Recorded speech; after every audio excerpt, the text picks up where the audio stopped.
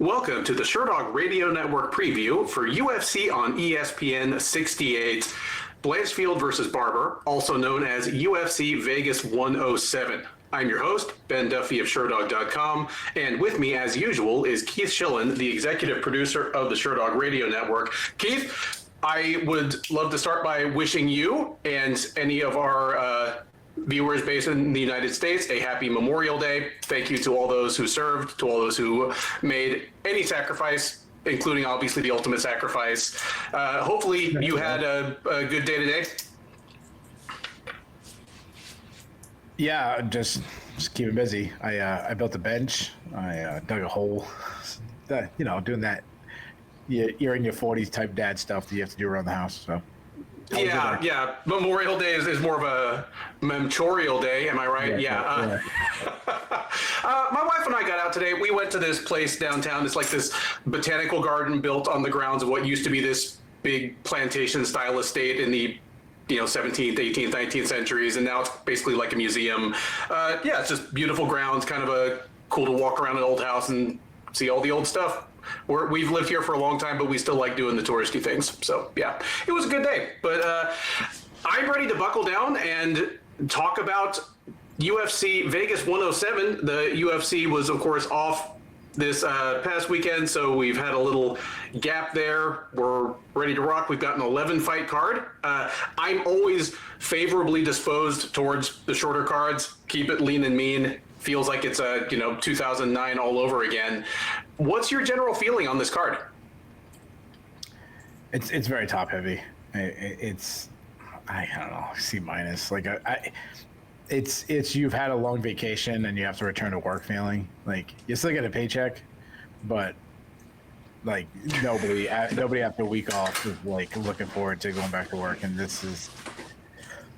Yeah, I mean, after the main event, obviously, is a great fight. The co-main event's, pretty dope, and then after that, it gets ugly pretty fast. So, C minus. I'm feeling the same way, and I feel bad saying that because this might be the worst and least remarkable card ever to have two title eliminators on it. Because if Amanda Nunes does not follow through on her threat to come back, Vieira versus Chiasson might be a bantamweight title eliminator, and then the headliner Blanchfield versus Barber might also be a title eliminator. But I completely agree with you. Gamrot versus Klein is just a fantastic fight, period. Like, that could low-key have been a Fight Night headliner itself. It would be at home on the main card of the best UFC pay-per-view of the year. It could be, the second fight on the pay-per-view. I love that fight. But yeah, aside from that, there are a few interesting prospects, a few fighters on losing streaks that they're at least going to be real motivated. But yeah, somewhat slim pickings, but we're here to talk about it all nonetheless. Outside of those top two fights, which fight would you wrap in bubble wrap and say, okay, I don't want this one to fall off the card, I want to see this one? Probably, oh man, Nascimento's fight. Nascimento versus Filho. I'm with you on that one. We'll talk about that one obviously a little later here, but yeah, that's the one I was kind of looking at as well. I just mentioned that Vieira versus Chiasson is super relevant to the division, but it's probably going to be an ugly fight. So yeah, I'm totally with you there. Leave the men's flyweight fight alone. A lot of clinching in that fight. Oof. First up on the UFC Vegas 107 undercard is a strawweight matchup between Rayanne Amanda dos Santos and Alice Ardelean. Dos Santos, the 29-year-old Brazilian, is 14-8 overall. She is 0-2 since joining the UFC as a veteran of Season 6 of Dana White's Contender Series, where she lost, but also as the outgoing Invicta Atomweight champ. She fought most recently back in June of last year, so almost a full year ago, dropping a somewhat controversial split decision to Pooja Tomar. So she's still looking for her first win in the octagon. She will look to get it against Ardelean, who is looking for the same thing. 33-year-old Romanian, I believe training out of England, is 9-7 overall. She is also 0-2 in the UFC. She fought most recently last October at UFC Fight Night Hernandez versus Pereira, where she dropped a unanimous decision to Melissa Martinez. Odds on this one, not terribly close. Dos Santos is a comfortable minus 275. Ardelean plus 225 as your underdog. We just got finished saying this is not the hottest UFC card of the year. Individually, this is one of the rougher fights you're probably going to see this year that was not put together on short notice or anything like that. This is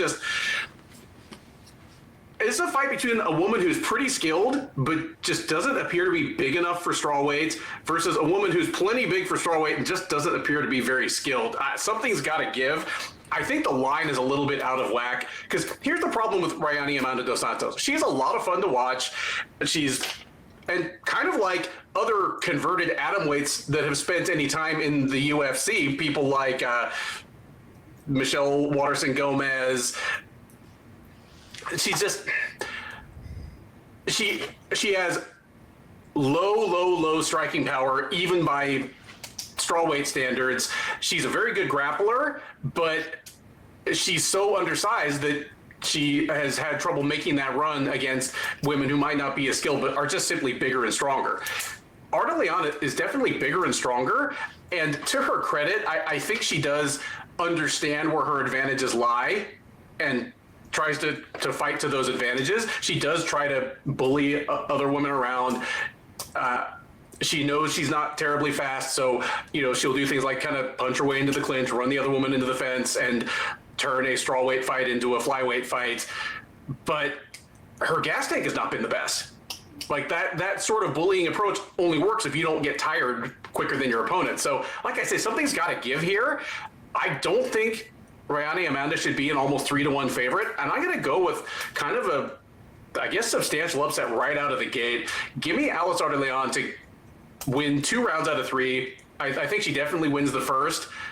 I'm going to say she probably wins rounds 1 and 2, and just it's going to be frustrating because Rayanne Amanda Dos Santos is going to be faster. She's going to have moments where she's like pity-pattying Ardelean up on the feet. If things go on the ground, it's probably going to be with Ardelean on top, but I think Rayanne Amanda could still kind of have her on the defensive and in reactive mode, but it's just not going to be quite enough to get past the size gap. Ardelean's going to look a weight class bigger because she basically is.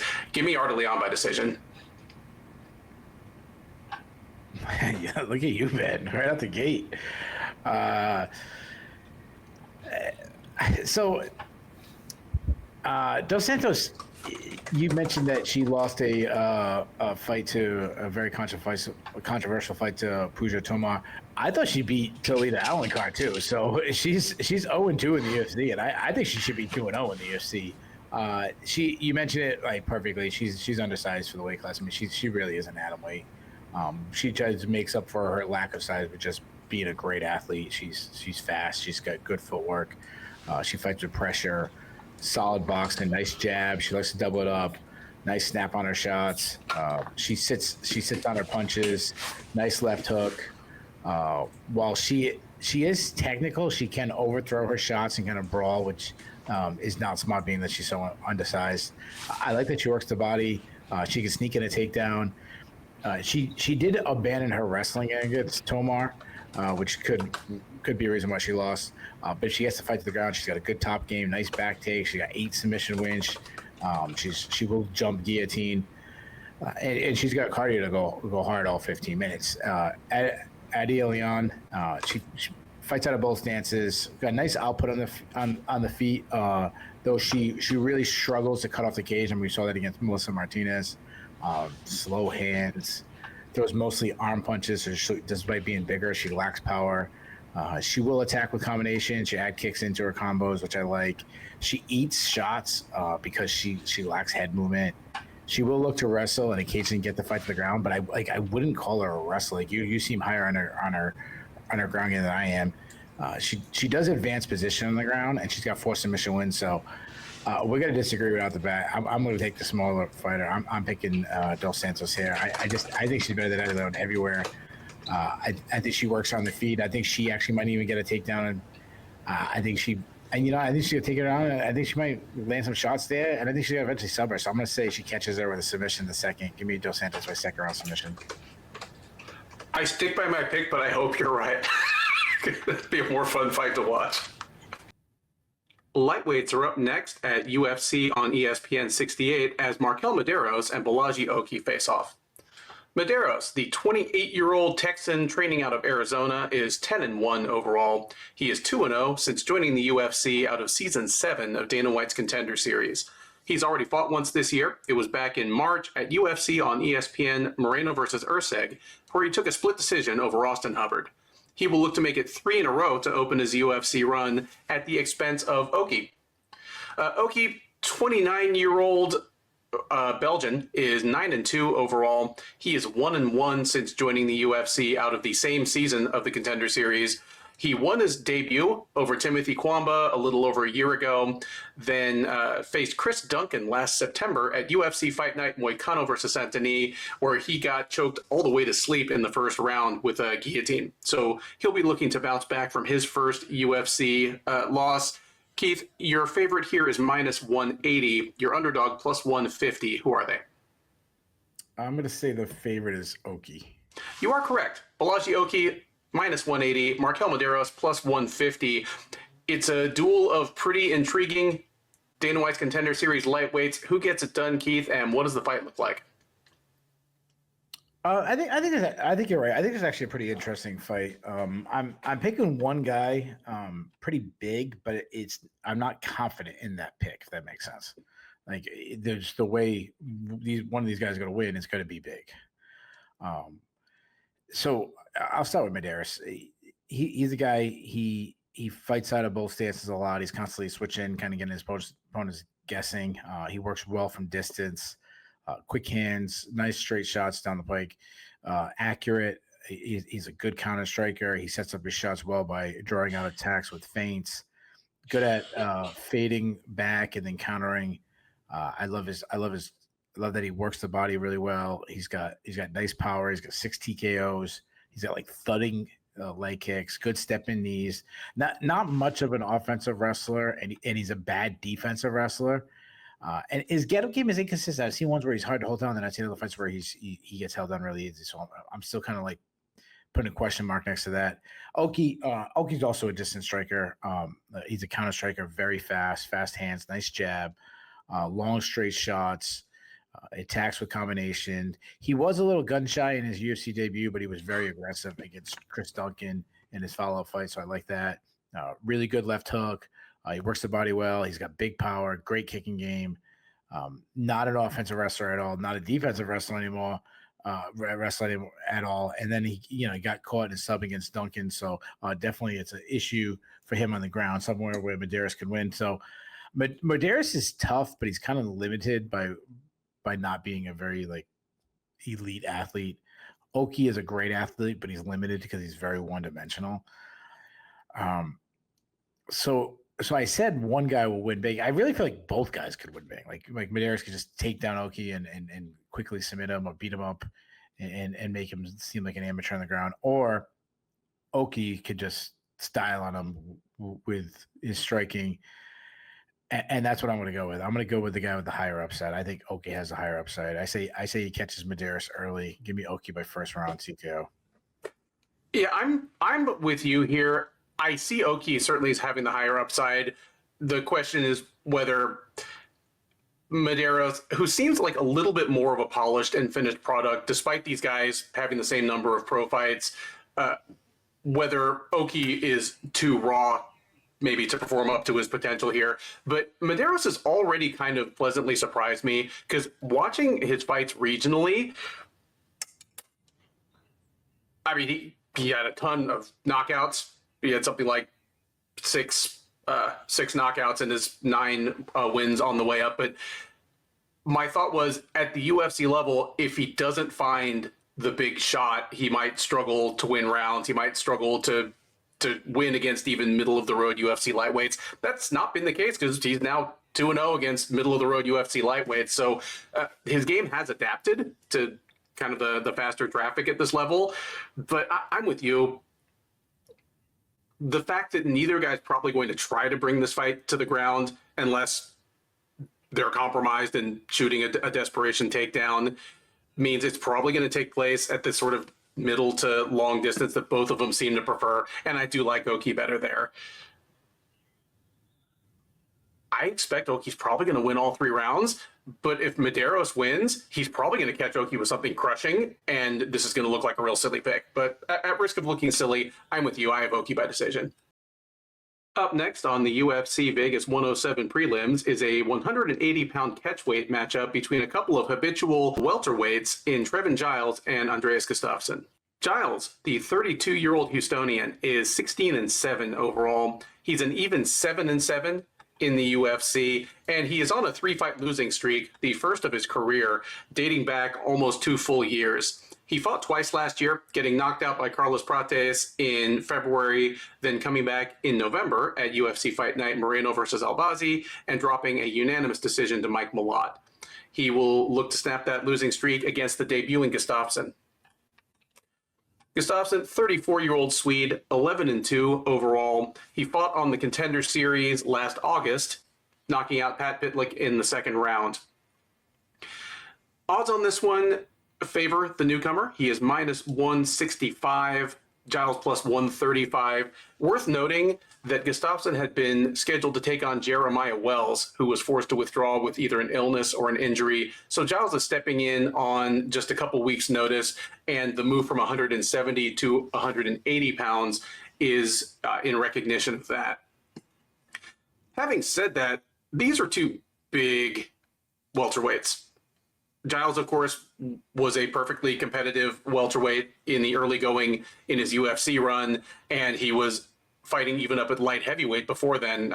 He has a win over Ryan Spann in LFA here in Texas, 6 or 7 years ago. Having said that, Gustafsson is bigger. He's going to slot in immediately as one of the biggest 170-pounders in the UFC. Not the tallest. He's not a Randy Brown type, but just in terms of bulk, muscle, who looks like he has the heaviest in shape walking weight in the division, he's right up there. It's the same kind of thing you see when you see like Roman Dolidze at 185, where it's like, he's not the tallest, doesn't have the biggest wingspan, but he's just a brick shithouse of a dude. My scouting report on Trevin Giles has been pretty similar for the 5 years that we've been doing this. He has the skills of a top 15 fighter at 185 or 170. He's an excellent boxer with good kicks. He has underrated / underused offensive wrestling. He is perfectly capable of taking care of himself in the submission grappling realm. I mean, he has almost as many submission wins as he does knockouts, and some of those are, in fact, subs on the ground, not just grabbing a guillotine standing. The problem with Giles has always been that he's kind of like the Death Star. He's got all the firepower, but there's going to be a moment where he's going to have a defensive lapse, and if his opponent is skilled enough and present enough and aware enough and can take advantage, Giles is going to lose, and he's probably going to lose spectacularly. You look back at Giles's UFC run, especially in recent years, none of his losses are to bad fighters. Dricus du Plessis, that loss has aged well, to say the least. And he was winning. He won the first round against du Plessis. Du Plessis found the little thermal exhaust port early in the second round, and it was lights out. Giles was at least competitive against Carlos Prates, barely over a year ago. Just, that's always been his Achilles heel. I mean, it's kind of his Achilles face. He gets clipped hard in the face. But it's not gotten better as he's gotten into his mid-30s, and what durability he had is starting to slip. This is one where Giles, he's only 32 years old, but his chin feels about 37 or 38. And while I do think he's a more skilled fighter than Gustafsson, and ironically, he's the younger guy of the two by like 2 full years, Gustafsson, he has exactly the skill set to be down 2 rounds to none 12 minutes into this fight and just lamp Giles. And it's unfortunate, but that's Gustafsson. He marches forward. He throws real hard. So, like I said, Giles is Giles is always going to be susceptible to people who have decent power and have the game plan and the will and the durability to give themselves chances to land that power in his chin. Because of that, Giles certainly could upset Gustafsson. The line is as close as it is for a reason. He's a much more proven product.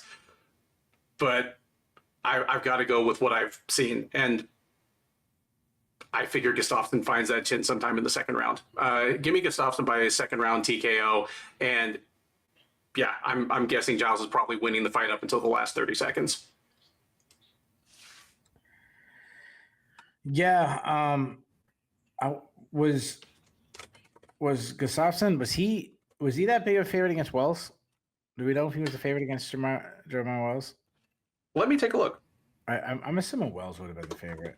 Wells is, I think, is a tougher matchup than. I mean, he's such an explosive athlete, so I think he's a tougher matchup than Trevin Giles is. But Gustafsson was a slight favorite against Wells, but it was much closer. It was like he was minus 130. Wells was plus 110. Yeah, you know what's funny? So he's, his last name obviously Gustafsson is similar, to Alexander. Mm-hmm. If they were brothers, so there's no relation, just by chance that they have the same last name.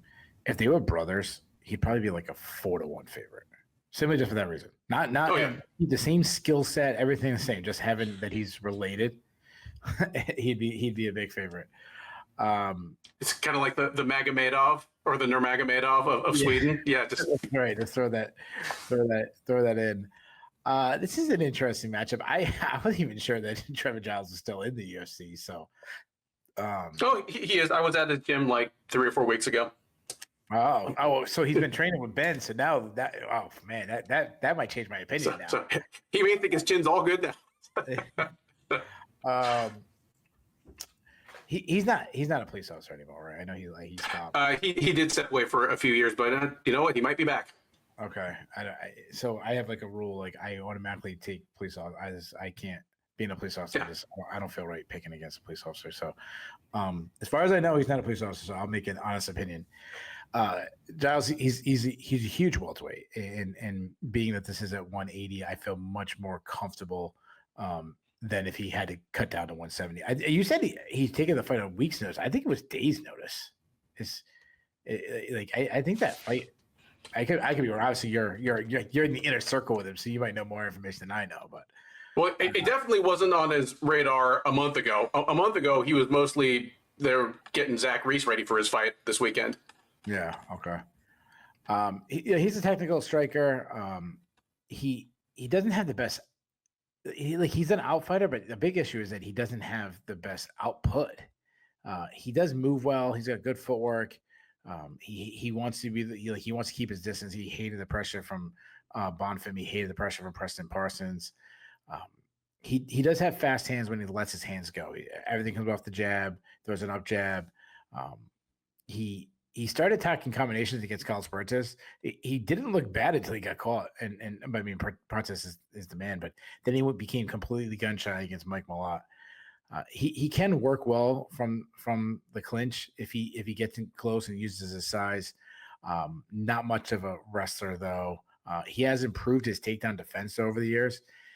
If he is taken down, he does pretty well to get back to his feet. Though he has been subbed a few times in the past. He's also gassed out in the past. Taking the fight on short notice doesn't give me a lot of confidence. And by the way, it is 12 days notice. Oh, 12. Okay. Yeah. Okay. But not long, but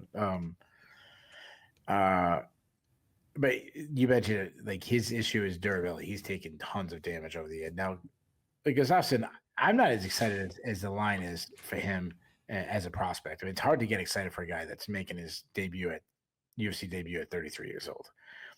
He is big for the weight class. Going to 180, I don't think that matters much to him. I think him fueling up and getting more pounds could be a good thing for him. He's very aggressive on the feet, nonstop pressure. He's definitely like a brawler on the feet, not very tactical. He throws hard though. He's got 8 TKOs. He does load up on everything, and he gets tagged. I mean, he was rocked on the Contender Series a couple of times in a fight that he pretty much dominated. He also got rocked, I think, 1 or 2 times in that fight. And that simply comes down to he just lacks head movement. He will close the distance and grind in the clinch. He likes knees in there, really beautiful elbows inside. good clinch takedowns, good cardio.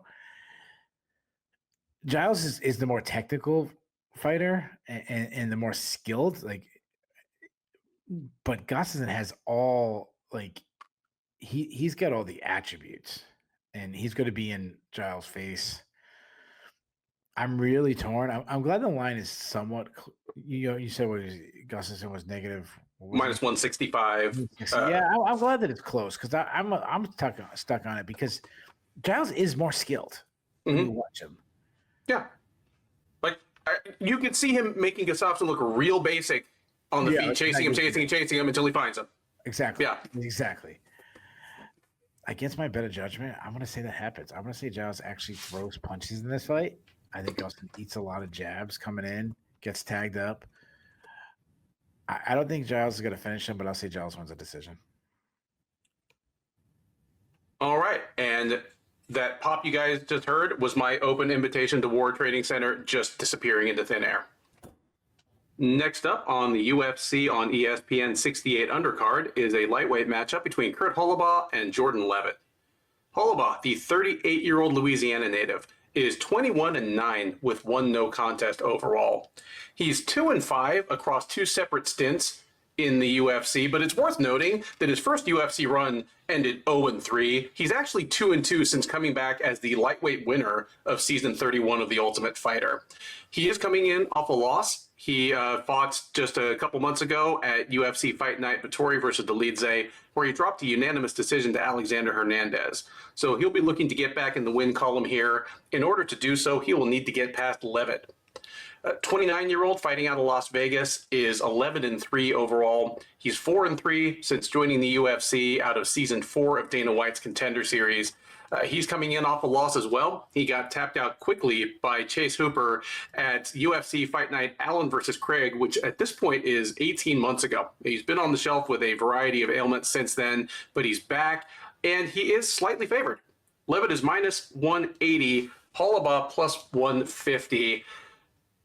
Here, Kurt Holobaugh is what he is. It's a cool story that he's 2-2. He's got a couple of legit wins in the UFC since coming back, because you look back at his first UFC run. He came in off of the very first episode of Dana White's Contender Series. He beat Southern New England's own Matt Bissett.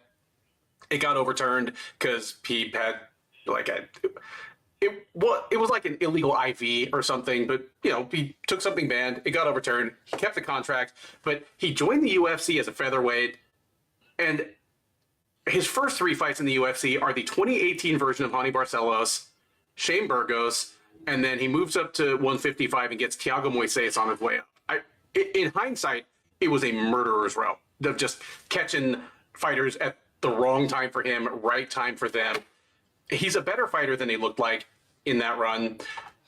Since he's been back, these recent seasons of the Ultimate Fighter, because there are so many retreads, I am happy that people like Holobaugh, like Cody Gibson, like Brad Katona have gotten another chance in the UFC. None of them are future champs. None of them are even future top 10 fighters. But if you need card filler, 36-year-old dudes that have a little bit of backstory, it's good to have them around. And Holobaugh, they're croutons. They're croutons. That's what they are. Yeah.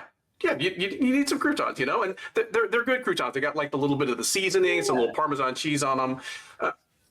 And Holobaugh has a little of that energy of fighters that we tend to like. He's got a little of the Nate Landwehr, Damon Jackson type thing where he's decent size for the division, even up at 155 where he's been for the last 5 or 6 years. He's not a great athlete, but he's tough as nails, well-conditioned, a good grappler, but because of a tendency to brawl and because of his lack of athleticism, he often can't get that grappling going unless his opponent gets tired or makes a mistake.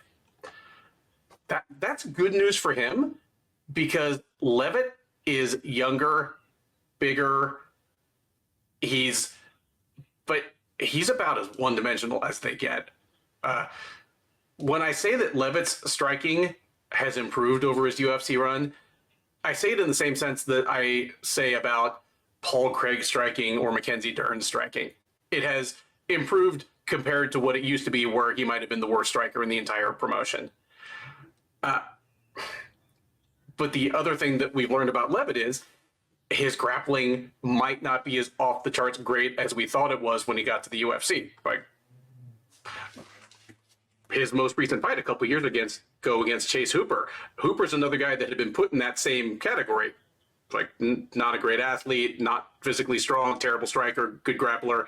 And in that mirror match, Hooper embarrassed him. So did Paddy Pimblett, another guy who was thought of the same way. So I'm going upset here. It's another thing where Leavitt might be a better straight-up grappler than Holobaugh. And frankly, based on what we've seen, he might not be. But if this fight is conducted mostly on the feet, I favor Holobaugh to kind of rough Leavitt up a little bit.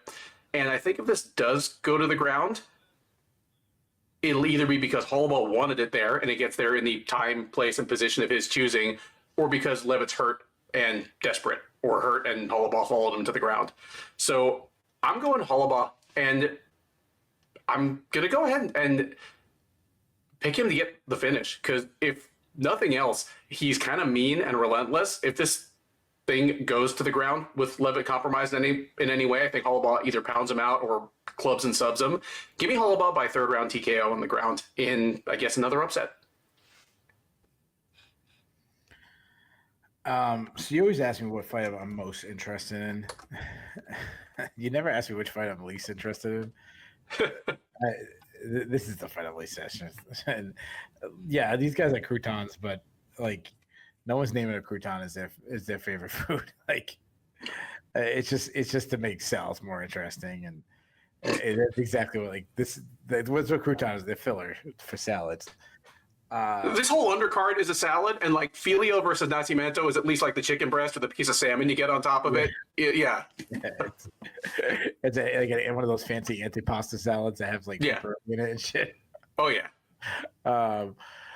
I used to work I worked at a restaurant called Mayanelli's when I was like 16, and I remember I was the dishwasher for $5 an hour, and then I found out there's this like, I don't know, totally white trash kid that was cleaning the pots and the pans as a prep cook, and he could make the antipasta salads, and he was getting $5.25, and I was like, what, for a quarter more? And back then I was like, dude, I convinced him to make me a prep cook.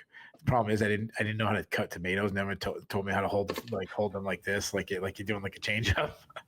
And then like my hands would be all slippery and wet from like cleaning these big, huge pots and pans. I go to like cut a tomato, and I cut myself with these big, giant butcher knives. Jeez. And I think I'd still rather cut off a finger than break down a Jordan Leavitt fight. So, anyways, that Minelli's, that restaurant didn't work out because the people were cut off their fingers. It was on one of those like restaurant rescue shows too. Oh, good grief! And it made them stay around for like 4 more months, and that's it. Anyways, I mean, Jordan Leavitt, I mean, he's a big guy. He's a big guy for the weight class. To his credit, I used to say he was the worst striker in the UFC. Like, his striking has come a long way. His striking actually looked pretty good against Victor Martinez. I mean, he got a TKO, but he still has very slow hands. He does pressure his opponents. I mean, he pressured Martinez, he pressured Trey Ogden, which not a lot of people can say they pressure Trey Ogden. He still has major defensive issues. He keeps his chin high in the air, being the biggest one.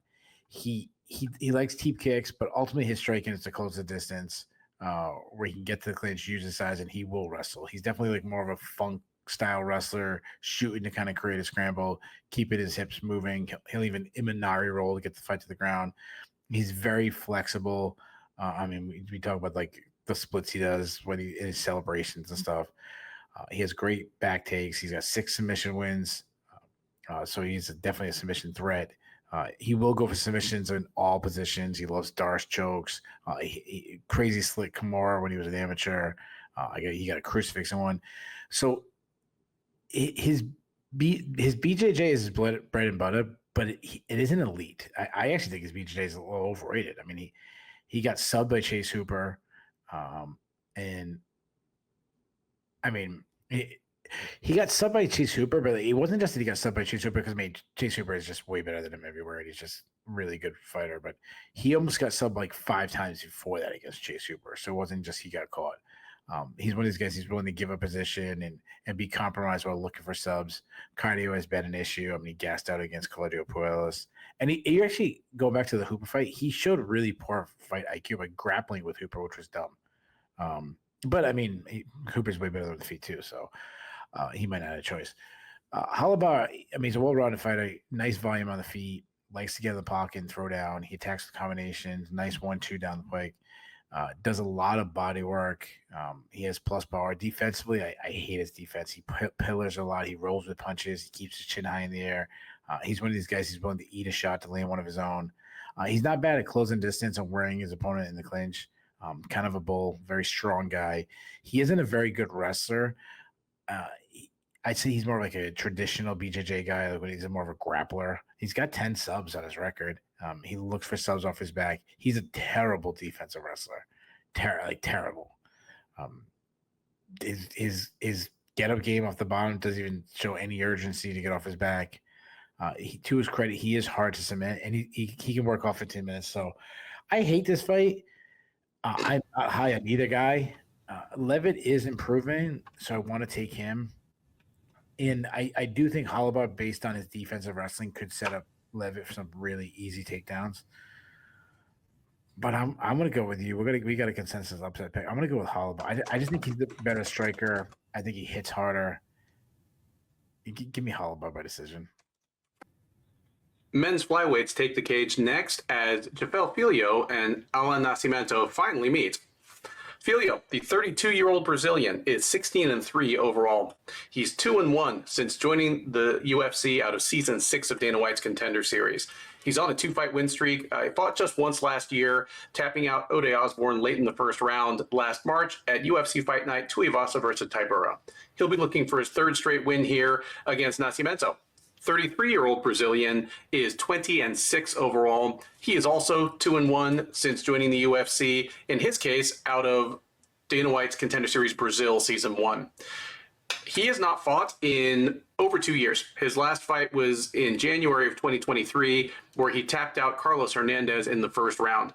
Since then, he has withdrawn from 3 different bookings with illness or injury, including a matchup with Filho that was supposed to take place last August, but was canceled either during fight week or like a week out from the fight because Nascimento fell ill. So finally back in the cage, almost 2.5 years from his last outing.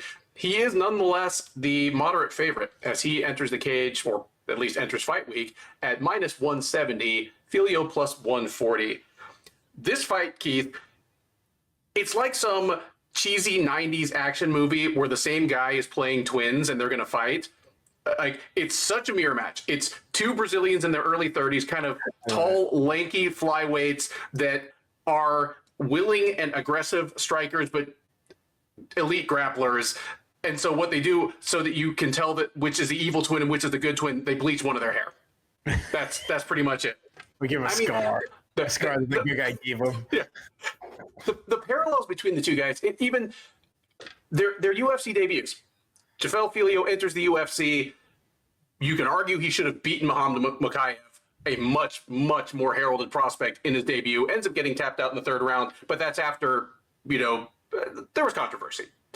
And he's looked fantastic ever since. 2 first-round submissions. Same with Nascimento.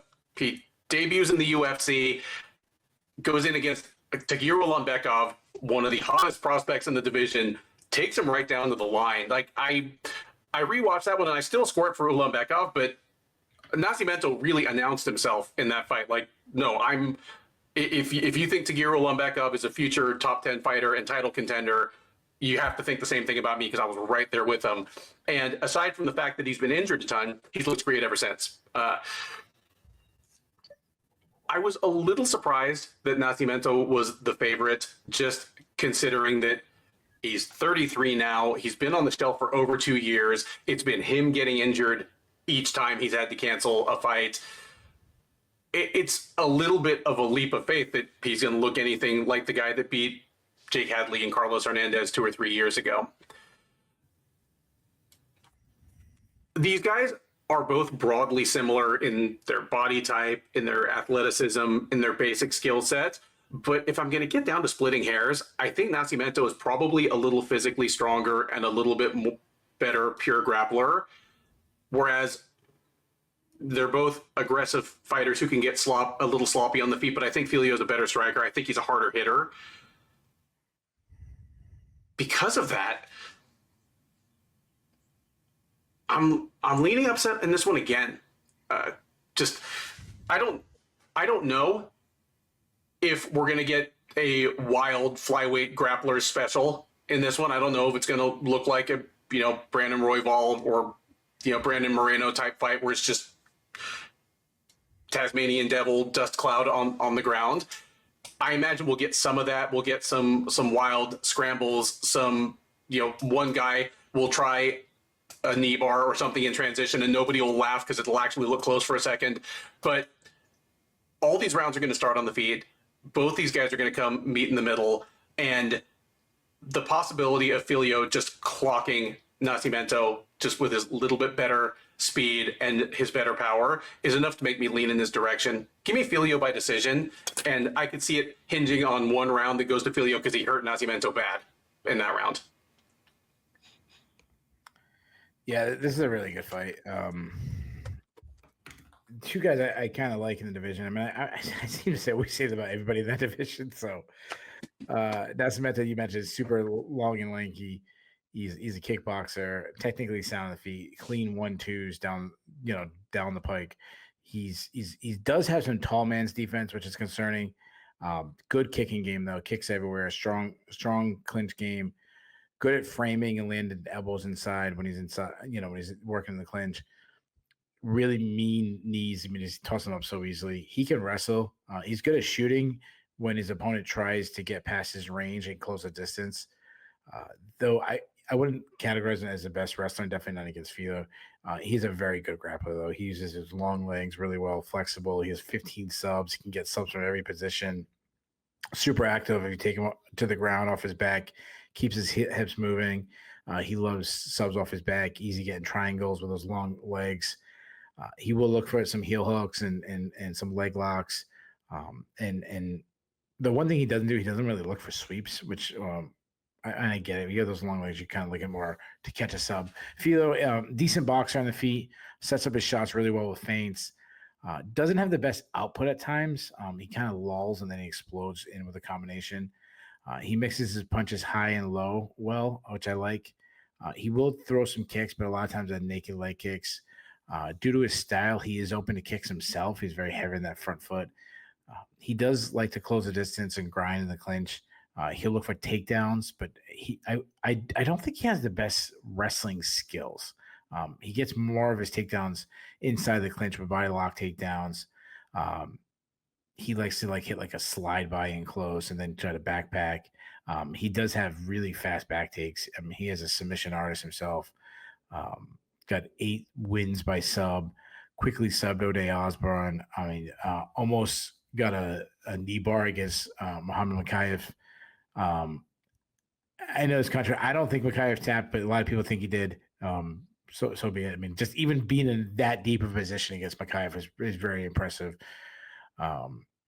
If he doesn't get the submission, he also has good ground upon the top. So I think it's a great matchup. Probably the best one on the card, if not the best. I have flip-flop because I like both guys. A big part of Nascimento's game is his grappling, but I don't think he'll have that advantage against Filho. Or even at best, it's even. I still think he has more avenues for victory, though. I think he has you say Filho's boxing. I think the overall kickboxing game of Nascimento gives him the advantage there. I think he does his best to kind of keep on the feet. He uses a little bit of range. If he's taken down, I think he does enough to survive and kind of get back up or attack with some submissions himself. Once on the feet, I think he wins there. Give me Nascimento by decision.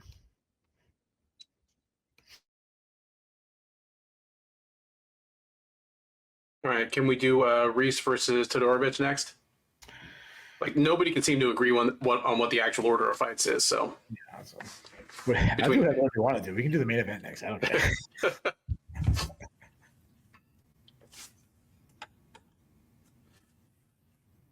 Up next at UFC Vegas 107, and forgive me, but nobody can seem to agree on what the order of bouts is because of these couple of late shakeups. This might be the top prelim. It might be the second to top prelim. It might be on the main card. I don't know. But it is a middleweight matchup between Zachary and Dusko Todorovic. Reese, the 31-year-old Texan, is 8-2 overall. He's 2-2 since joining the UFC out of season 7 of Dana White's Contender Series and as a standout in Fury Fighting Championship. He's coming in off a loss. He fought most recently at UFC 311 back in January, where he got knocked out by Azamat Bikov in the first round. So he'll look to get back in the win column here against Todorovic, who is looking to do the same. 31-year-old Serbian is 12-5 overall. He's 4-5 since joining the UFC out of season 3 of Dana White's Contender Series. He's on a 2-fight losing streak dating back over 2 full years, but he fought most recently last November, getting knocked out in the first round by Mansur Abdul Malik. So he'll look to snap that losing streak. He is not favored to do so. Reese is a comfortable minus 250, Todorovic plus 200 on the comeback. Reese is another War Training Center guy. I mean, he's from Shiner, Texas, but he trains right here in Greater Houston. Like I said, like I've been to his gym during this camp. You can tell on some level the UFC wants Zach Reese to do well. Like, I think they would love for him to turn into another Joe Pyfer type. Just a guy with meanness, well-rounded skills, an action fighter who could actually become at least a fringe contender if he strings some wins together. It seems to be trending slowly in that direction for Pyfer. It thus far has not for Reese. And the problem with Reese is vulnerability and durability. Offensively, he, for a guy who's just now coming out for his 11th professional fight, he has pretty well-rounded offensive skills. He's kind of seems like a guy who's taken to striking kind of naturally. He has decent offensive wrestling, and he has. I say this as someone who's saw. I think I've seen all of his professional fights, at least half of them in person, because they've been here in Fury and in Peak Fighting, like Houston area promotions. He's got a certain killer instinct, just the will and the ability to find ways to do damage to his opponent in almost any position. Yeah, I mean, you think about why we call Travis Brown elbows, because hundreds and hundreds of fighters had been in that exact same position. And it wasn't until about 5 or 6 years ago that we had somebody who was like, oh, I should just elbow the shit out of this dude's head here. That kind of instinct. And honestly, it's something that was interesting about Macy Barber, who was in our main event on her way up. Just a certain meanness and physicality and looking to hurt this chick, in her case, every second she could. He's got all that, but his aggression has cost him. It's cost him in both of his professional losses, both of his UFC losses so far. Like, it's not that he lost to Cody Brundage. It's that he lost to Cody Brundage in a way that made Brundage look like a good wrestler. And it's not even that he lost to Bikov in his most recent fight, because Bikov looks like a mildly interesting prospect himself, but just real lack of striking defense fundamentals brought on by lack of experience, over-aggression, the kind of stuff he could get away with just crushing people in Peak Fighting and on Fury undercards just isn't going to fly in the UFC. Certainly not at 185, where lots of people are aggressive and lots of people have power. I like Reese in this fight, but I don't like him at 2.5 to 1 against Todorovic, because if nothing else, Todorovic is a disciplined, good-sized kickboxer who does not panic when people run straight at him. Like, he doesn't always do great, but if there's a chance for him to just plant and counter and ice Zach, find it. I'm not a betting man, but if I were, I might not bet on either guy. I might just look on the prop for this not to make it past the midway point of the second round, because I think one of these guys is probably getting knocked out in the first 5 to 7 minutes of this fight. I'm going to lean towards it being Reese. Even though these guys are close to the same age, Reese is younger, faster. In a vacuum, I think he hits harder. Yeah, it almost feels like a coin flip, which, again, a fight with a minus 250 favorite should not. But on the flip of that coin, give me Reese to find Todorovic's chin first. I'll take Reese by first round knockout. But, again, my second most likely outcome would probably be Todorovic by first round knockout. Yeah, this fight, dude, Todorovic, I don't know. This dude is such a busted prospect. I thought he was going to be special when I first saw him on the regional scene in Contender Series, but I mean, boy, was I wrong about this guy. I think he's shot too. I see him completely different than you do. He's a southpaw. He does work behind a jab. He's a slip and rip striker. He works the body. He has plus power. I don't think he hits as hard as you do. I think his defense sucks.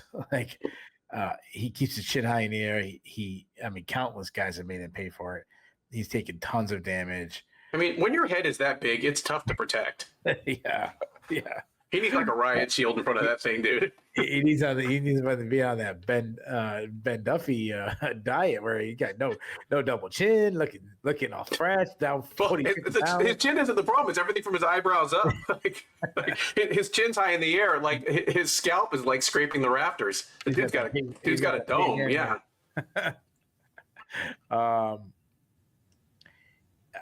I mean, he can close the distance of where his opponent's in the clinch. If he initiates the clinch, he's pretty good on offense. He can grind in there. He can wrestle. He likes some trips and some throws. He's a bad defensive wrestler, which is a big surprise to me. He's got a weak. Well, his top game is pretty good. He advances position on the ground, but he's not a submission threat at all, and he struggles to get off the bottom. And I don't trust his durability at all.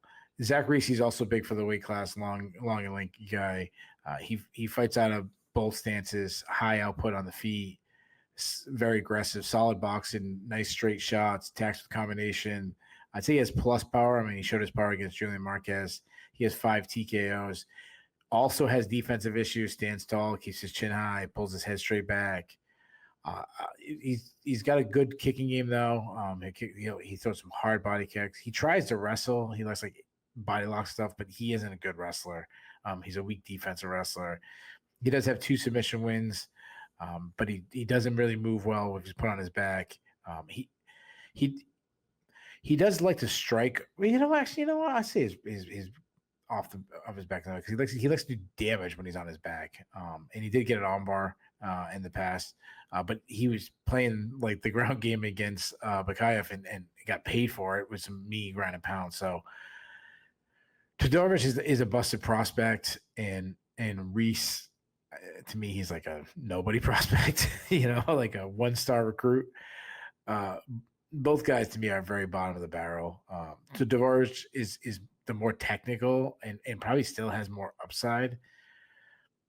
But I just don't think he can eat a punch anymore. I think Reese is going to hit him, and I think he's going to hit him hard. I say Reese catches him in the chin. I say he puts him out in the very first round. So give me Reese by first round knockout. Up next at UFC on ESPN 68, and this is probably either the top prelim or the main card opener, is a women's bantamweight contenders matchup between Ketlen Vieira and Macy Chiasson. Vieira, the 33-year-old Brazilian, is 14-4 overall. She's 8-4 in the UFC, a run that saw her get all the way to a title shot against Raquel Pennington a couple of years ago. She did not have quite enough to snatch the belt at that point, but she found herself in another potential title eliminator last October at UFC 307 and came out on the wrong end of a decision against Kayla Harrison. She is back here looking to prove that she is still a threat to wear a belt at some point in her UFC run against Chiasson. Also 33 years old, hailing from New Orleans, fighting out of Dallas, 10-3 overall, 8-3 since joining the UFC as the featherweight winner of season 28 of The Ultimate Fighter. She's 8-3 in the UFC. It's worth noting that she's 6-1 at bantamweight.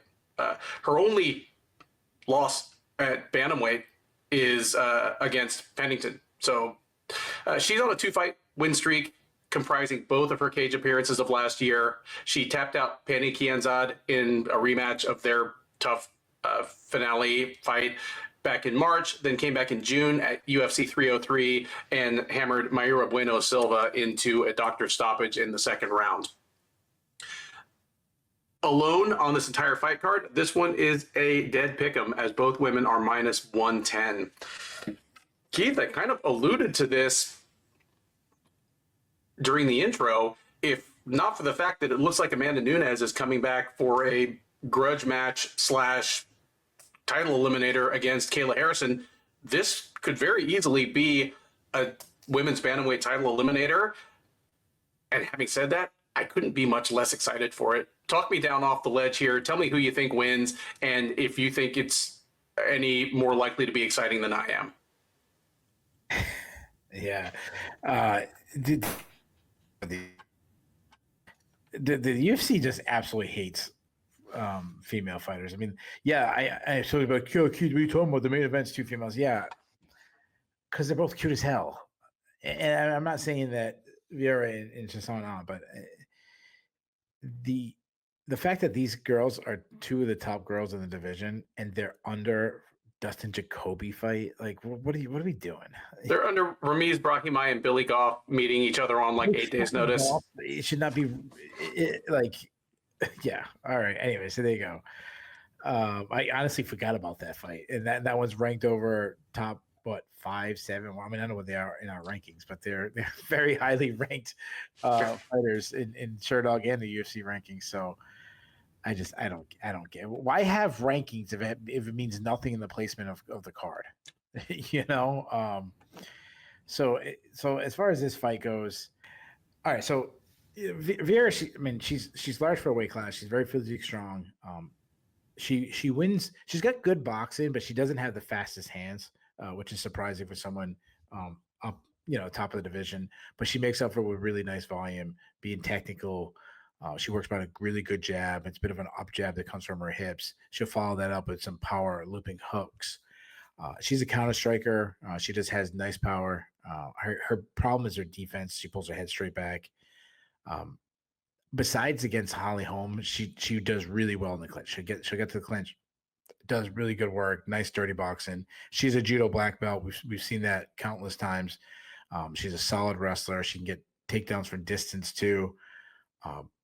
She out grappled Sarah McMahon. Now I know silver medals and all that. She was also like end of her career, but still, she got takedowns against Sajara Eubanks. She's known for her jiu-jitsu. Kat Zingano was known for wrestling. Yana Kunistari is just known being like a brute. She was able to take her down, and even against Kayla Harrison, like, yeah, she lost, but she showed pretty good takedown defense against someone of Kayla Harrison, who was stylistically just a bad matchup for her. Macy Chiasson, she's also, she's a huge bantamweight, long, lanky. She's a really just a tough out. She isn't very technical, but she just has nice power. She likes to be all the way in, all the way out. She does want to be pressured. She doesn't move her head enough. That's an issue, but she uses that like Tim Means long man's inside game. Yeah, so you totally stole the comparison I was going to make. Yes. Yeah. Yes. It's her world. She likes to grab the clinch. She likes to dirty box, knees, elbows. It just seems when you fight her, even if you win, even if like losses, it doesn't seem like her opponent had a good time beating Macy Chiasson. She uses her size really well. She kind of like lean and drape herself over her foes and have them carry her weight. I go back to like the Irene Aldana. She bullied Irene Aldana. She will wrestle, and she will wrestle a lot. She took down Nora Dumont like 6 times, I think. She got takedowns against Raquel Pennington. She took down Aldana. These she took down Kianzad. I probably went a little too far with Kianzad, but these are the top fighters in the division. Mean ground and pound. She is a submission threat. She will rush submissions, though. I don't like that. She used to be a really weak defensive wrestler, but she showed great improvement against Raquel Pennington and Nora Dumont. So this is a tough one. I'm glad that the line is so close because I've really flip flopped, and that's because I like both girls. I think they're both like good. I think they're both very evenly matched. I think they're very similar styles. Not a lot of confidence. I think whoever wins the clinch wins this fight because I don't think it's gonna be the most exciting fight. It's gonna be a very grueling fight. I think both girls are good at their position. They're comfortable there. I'm gonna take Vieira with zero confidence. I think she wins the takedown battle. I think she squeezes out the closest fight. I'll say Vieira by split decision. I like the analysis there, and I should make one correction before I make my habitual apology. I said that Chiasson is 6-1 at bantamweight. That's technically correct, but she also lost the Aldana fight, which only didn't happen at bantamweight because Chiasson missed weight. So, it's more like 6-2. Nonetheless, I'll start right off with I said I would continue apologizing to Macy Chiasson because I flat out predicted she wouldn't make weight when she decided to drop down to 135 for good after 145 seemed like it was going away, and she's made weight without incident twice now. So my continued apologies. She seems to have gotten that element of her game under control. I see a lot of the same positive qualities that you do in Vieira, and I'm glad that you seem to see the Harrison fight the same way I do, because on the face of it, it was the worst possible stylistic matchup, because Vieira is a judoka and a big bully with solid but unspectacular boxing, and Harrison is even bigger, even more of a bully, a literally world-class judoka with kind of basic but improving striking. Like, it was the worst possible setup for her, and while Harrison won, I think Harrison won at least. A lot of people think she won all 3 rounds. I could see giving Vieira the middle round, but Vieira, at the very least, she wasn't getting pushed around. We just saw her do stuff like no sell Harrison's takedowns in the first round, just kind of shove her off in ways that we don't see people do to Harrison. So it was a good showing in a loss against somebody that may sit atop this division for a while. We'll see how it pans out. I also see Chiasson similarly to how you do. She was obviously a walking matchup problem when she showed up on Tough as like a 2-0 pro. Even at featherweight, she was a walking matchup problem. She was so much taller than the other women in that house, and it's not like she doesn't have any muscle on her frame. Like, she's lanky, but you made the Tim Means comparison. I think that's a fair one. Like, she's not the fastest athlete, but kind of like Tim Means has done, she seems to be developing a game that fights to her best advantage. And she's nasty in the clinch. She uses that height, that leverage to just kind of pin women on the cage, where she punishes them with knees and elbows. She looks for ways to drag the fight to the ground from there. You mentioned that she's become a very aggressive offensive wrestler, and a lot of that is not her shooting doubles out in space. The way she really, really punished Kianzad this last time was she knew Kianzad loved to clinch, so just clinched with her, spun her into the fence, tripped and dragged her to the ground, and went to work from there, where she does have nasty ground and pound, usually enough to make her opponent turtle up and turn their back, and then she's very good at applying the choke. I favor Chiasson. If the best version of both women shows up, I do think Chiasson is a slightly better fighter, but if one of these two just lays an egg, just comes out and looks completely inert, or loses in some weird and exotic way, the way that Chiasson got nailed with an upkick in a fight that she was winning against Aldana, it's probably Chiasson that the wheels fall off of. And for that reason, I think it makes perfect sense that this fight is a pick'em. You lean slightly towards Vieira. I'm going to lean slightly towards Chiasson, but same as you, it's with not a whole lot of confidence. And the funny thing is, after talking about this fight and hearing you talk about it for 10 or 12 minutes, I'm actually a little more excited for it now. This is the fight that I kind of made fun of off the top, saying this is such a high stakes fight, and I just could not give a shit. And all of a sudden, I give a shit. So, if you're listening or watching at home, I hope you're a little more excited for this fight too, because now I am kind of interested to see who steps forward and maybe places themselves on the cusp of a title shot. Next up on the probably UFC Vegas 107 main card, the promotion does its best to salvage something as it puts together Ramiz Brahimaj and Billy Goff in a short notice matchup after both of their opponents were unable to get into the country. Goff. The UFC gives the people what they want. This person wanted Oban Elliott. So at least I'm not getting what I want, but I'm a liberal living in Texas, so I'm used to that. Goff, 26-year-old from Groton, Connecticut, is 9-3 overall. He is 1-1 since joining the UFC out of season 6 of Dana White's Contender Series.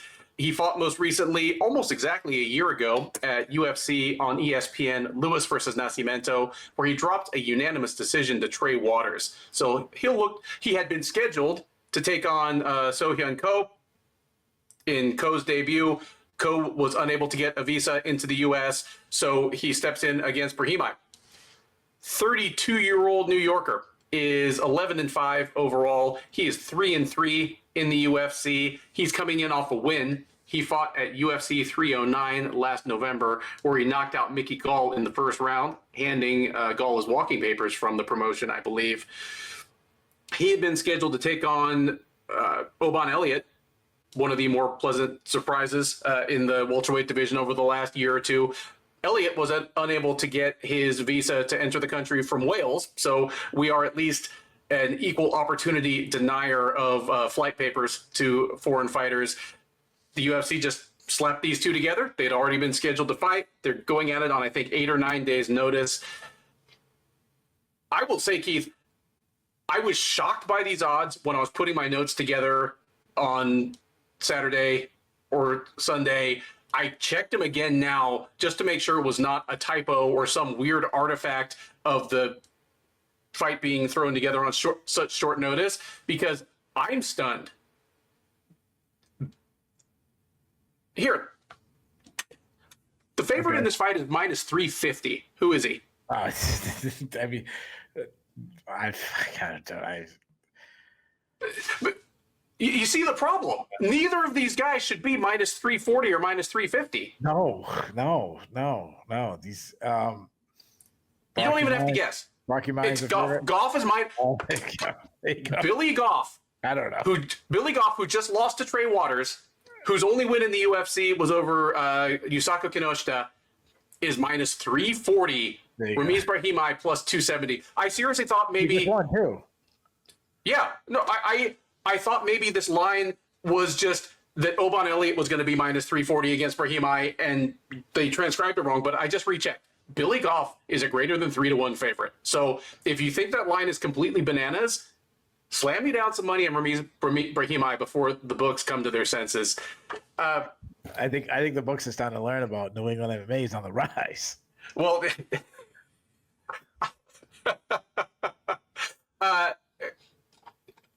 Groton. I only even know it's pronounced Groton thanks to John Anik. I'm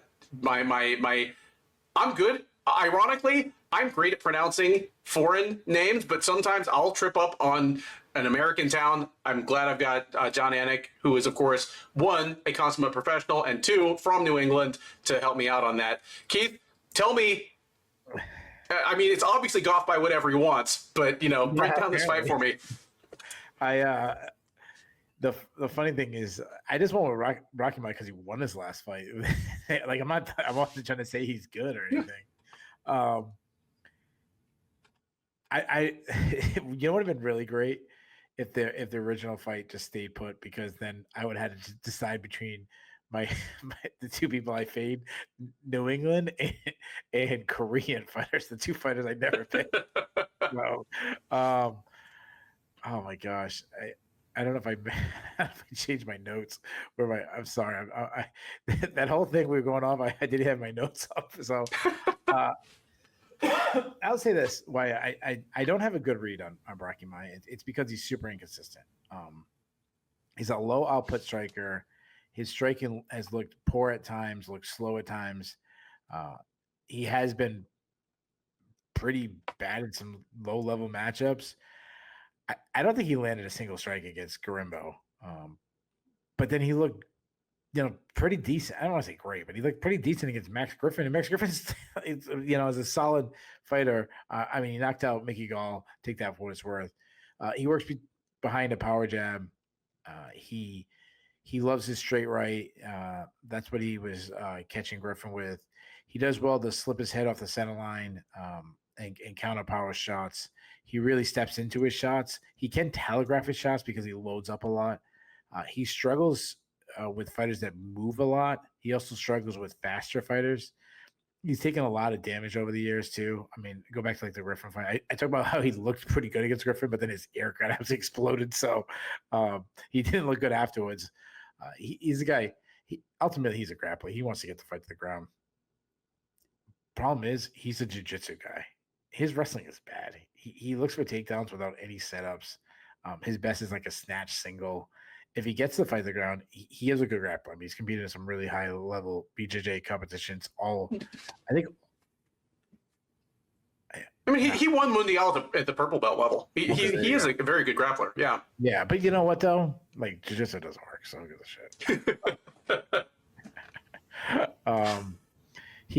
I think he's got 9 subs on his record, 10 subs on his record. So obviously he's a big submission threat. Now move over to Goff.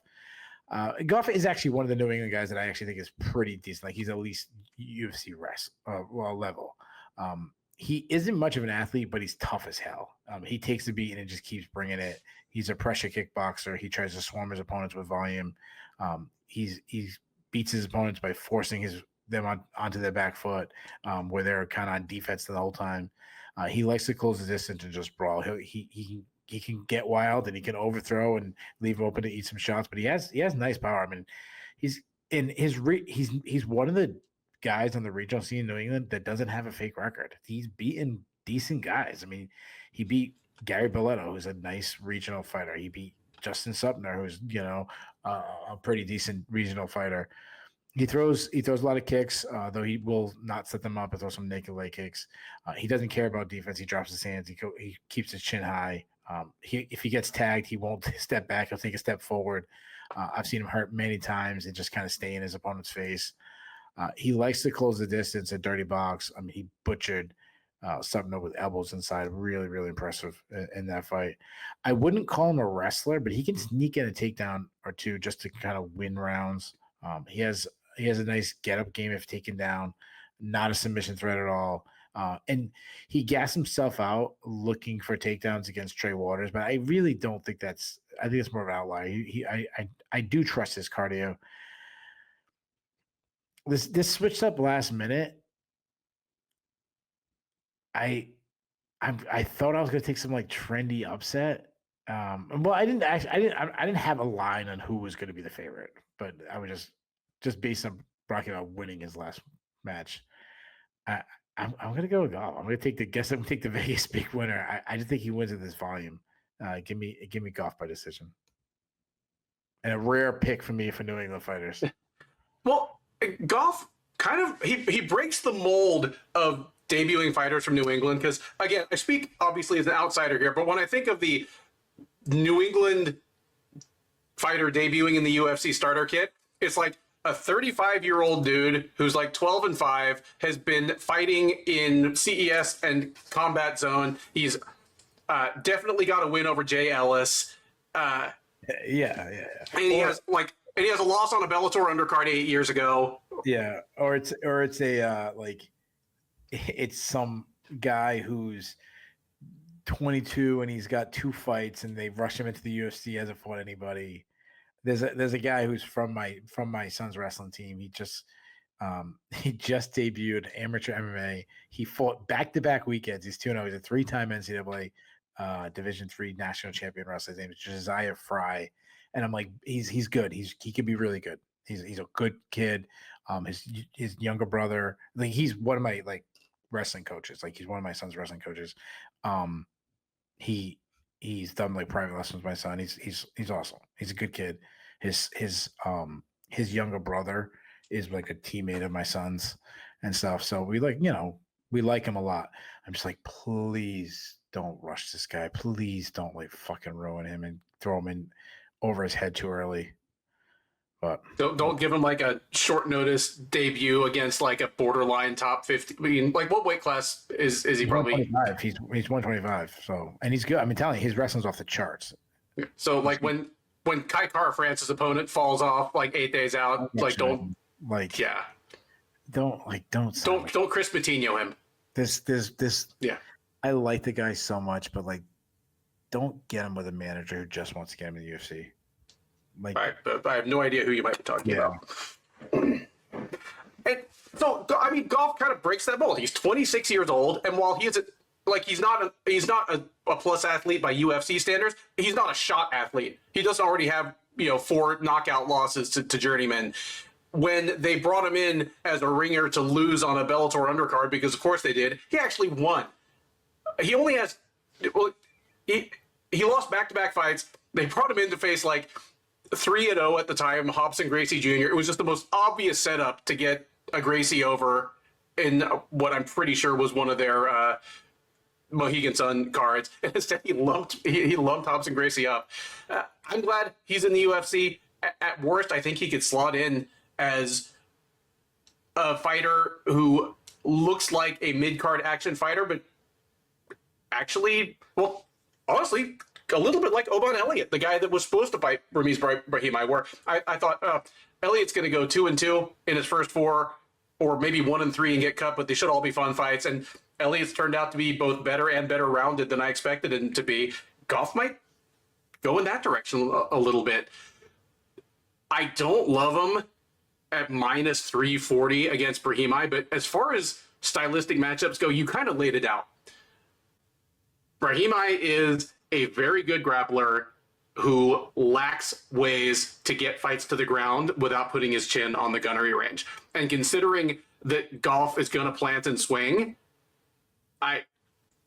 it's a bad matchup for Brahimaj. If he can get Goff to the ground, all bets are off. Brahimaj is a very good wrestler, a very good grappler by MMA standards as well. Like good top control, advances position, drops enough ground and pound to keep his opponent from being able to concentrate on what he's really trying to do, which is move to mount, move to side control, take their back. But I think he's going to have a real hard time getting there. You picked Goff by decision. I could see that happening, but I could also see Brahimaj just running face first into Goff's fists and knees for about 8 minutes until he can't anymore. And that's what I'm leaning towards. I'll take Goff by second round TKO here. Third from the top on the UFC on ESPN 68 main card is a light heavyweight matchup between Dustin Jacoby and Bruno Lopes. Jacoby, the 37-year-old Chicagoland native, is 29-1 overall. He is 8-6-1 across 2 separate stints in the UFC, but he had an 0-2 run a million years ago that is effectively irrelevant. He's 8-4-1 since being back, and he is coming in off of a win. He fought most recently back in December at UFC on ESPN, Covington versus Buckley, where he knocked out Vitor Petrino in the 3rd round. That allowed him to snap a 2-fight losing streak and potentially hold on to his job. He will look to keep the good momentum going here against Lopes. 32-year-old Brazilian is 14-1 overall. He is 1-0 since joining the UFC as a 2-time veteran of Dana White's Contender Series. He fought on season 7 and lost to Brenson Ribeiro, who's now in the UFC. Came back on season 8 last August and knocked out Michal Sajiniani in the 2nd round. That punched his ticket to the big octagon, where he made his debut in January at UFC Fight Night Dern versus Hibas 2, taking a unanimous decision over Magomed Gadzhimazulov. So he's looking for his 2nd win in a row in the UFC as well. He is not favored to get it done, as Jacoby is minus 180, Lopes plus 150.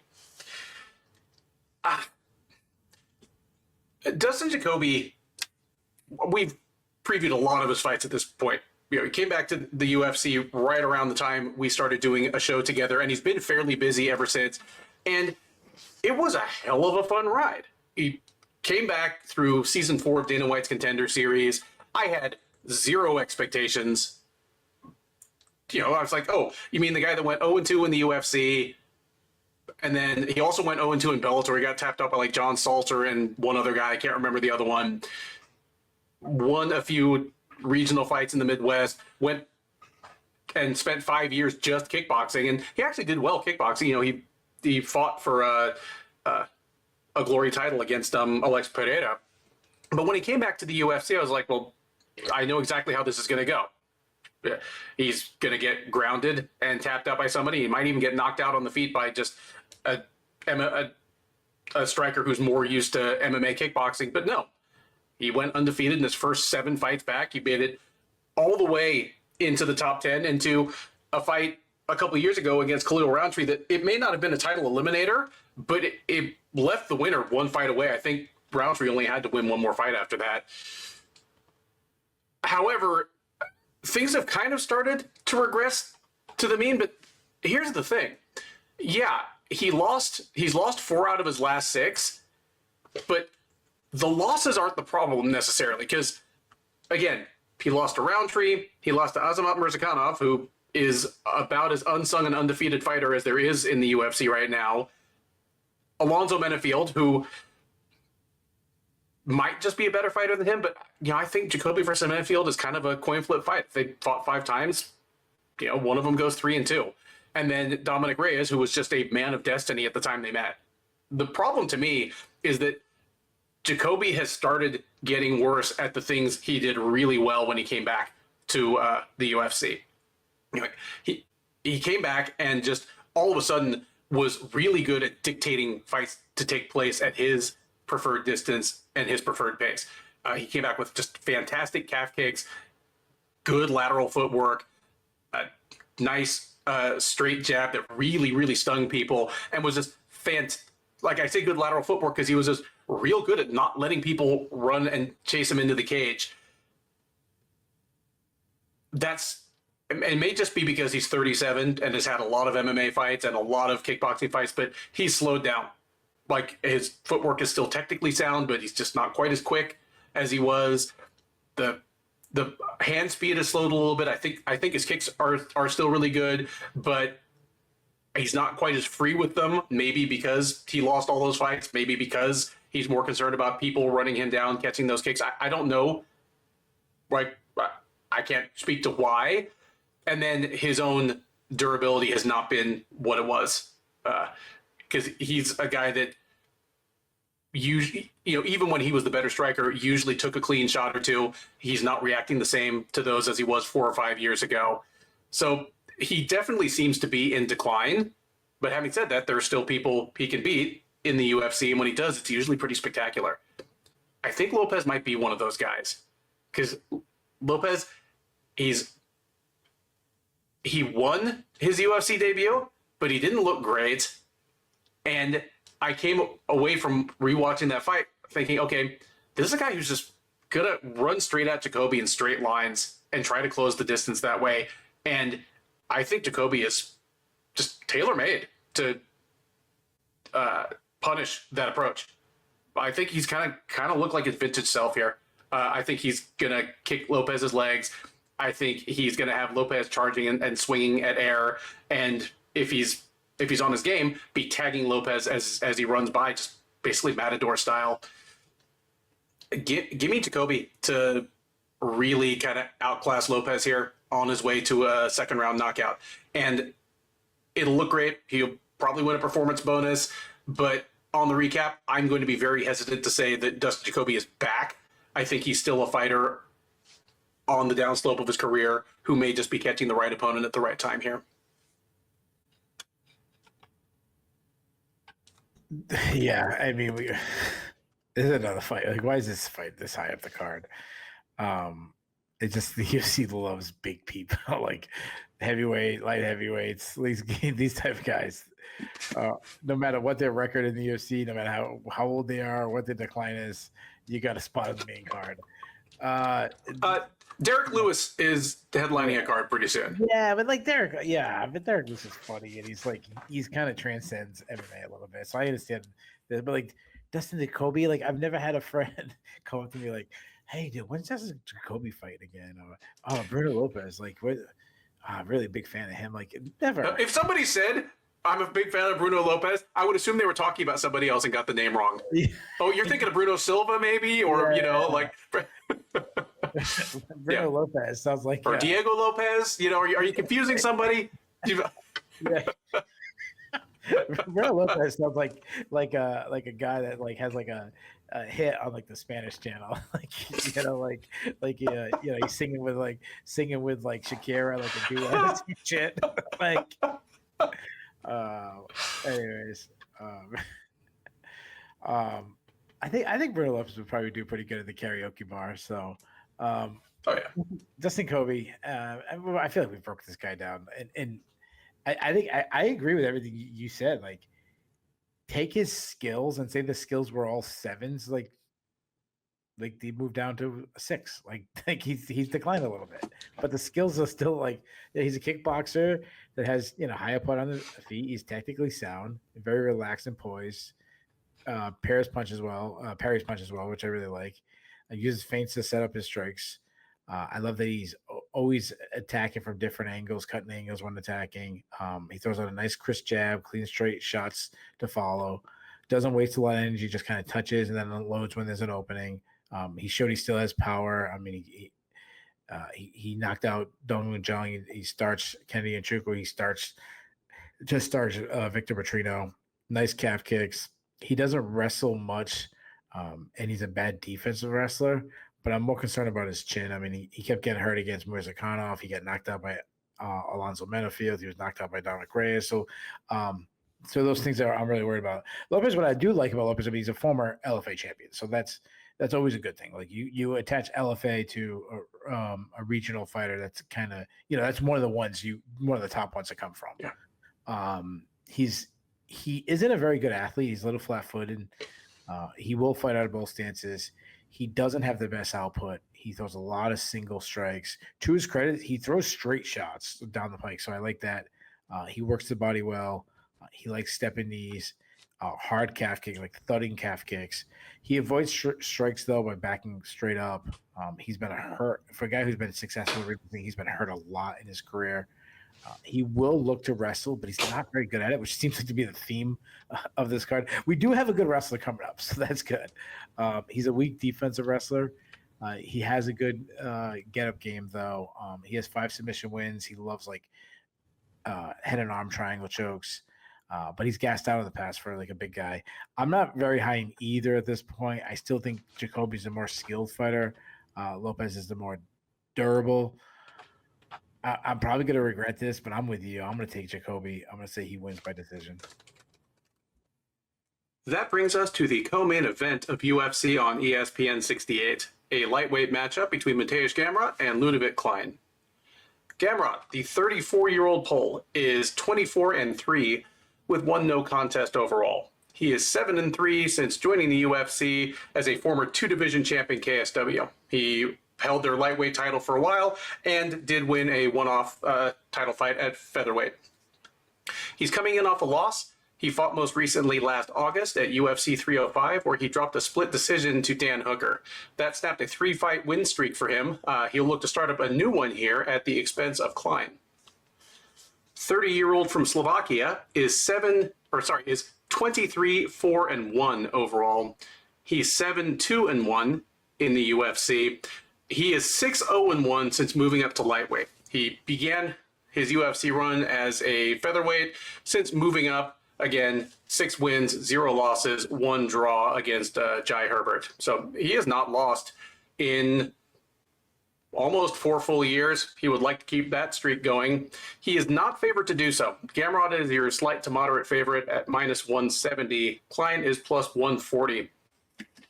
Keith, I'm going to flip this one to you, but I like this fight a lot. It's high stakes. I feel like because Klein had a couple losses at featherweight early on, he's kind of sneaking up on the lightweight division in a way that fighters in shallower weight classes don't get a chance to. And then stylistically, this one sounds like a whole hell of a lot of fun. Tell me if I'm wrong, and tell me who you think gets it done. Yeah, dude, I love this. I like both guys a lot, and this is very intriguing. I'm I'm glad that UFC didn't put this like lower down the list behind like a heavyweight fight for some reason. Gamrot, he's really big for the weight class. He's a great athlete. He's southpaw, moves so well, nice output on the feet, cuts angles really well. I think he's a very underrated striker because his wrestling is so good, but he doesn't get enough credit for his striking. He's a technically sound striker. He switches stance in mid combination, tight boxing, fast hands, accurate. I love that he gets in the mid range and then he unloads, but still close enough where he can shoot a takedown from that. So he kind of guesses what's going to come at you. I say plus power. I mean, hurt Holtzman. He hurt Sarukian. He did eat a lot of shots from Sarukian and Kutalatse. So that's a little concerning. He hates being pressured. We saw that in the Dan Hooker fight.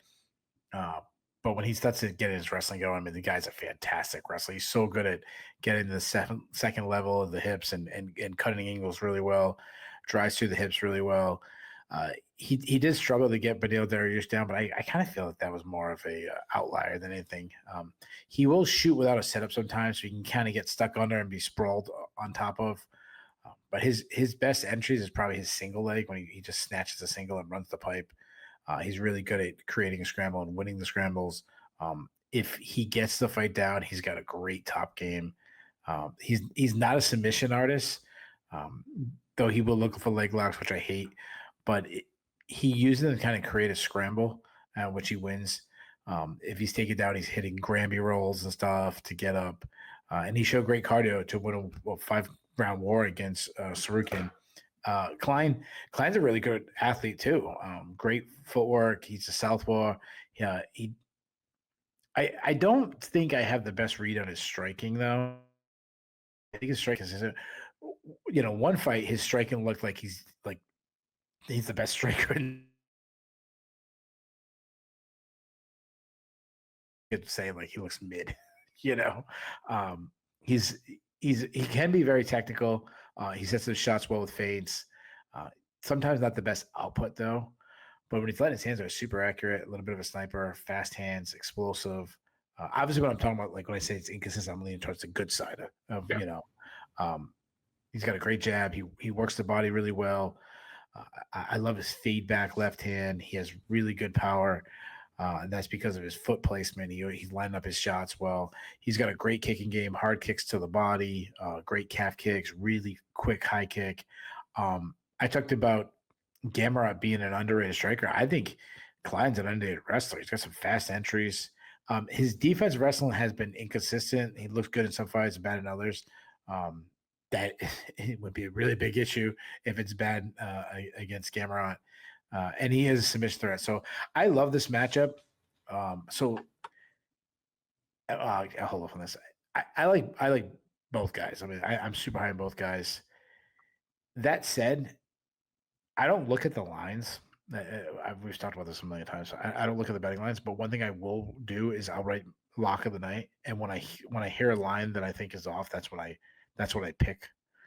Okay, let me put my lock in on this one. I like both guys a lot. That said, I think this is a fairly easy matchup to pick. I think Gamrot is just a bad matchup for Klein. And I mean, if you're honest, Gamrot's a bad matchup for most guys in the UFC. Mm-hmm. I think Gamrot just takes Klein down, keeps him on the canvas for the majority of the fight.